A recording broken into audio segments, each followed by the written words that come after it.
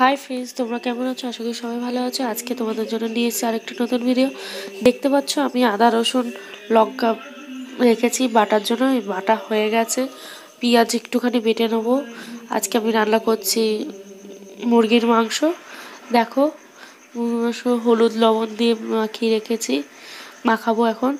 মশলাও পেশা হয়ে গেছে, মশলাও রেডি। বন্ধুরা দেখতে পাচ্ছ এবার আমার সব কিছু রেডি হয়ে গেছে। এরপরে আমি উনুন ধরি, কড়াইটা বসালাম গরম করতে। গরম হয়ে গেলে পরে তেল গরম করব। তেল গরম করা হয়ে গেলে আমি হালকা আছে পেঁয়াজগুলো ভেজে নেব। আমি আর কিছু দিলাম না, শুধু পেঁয়াজটাকে ভাজলাম। সবার বাড়িতে কারোর শরীর ভালো নয়, তার জন্য হালকা মশলা দিয়ে রান্না করব।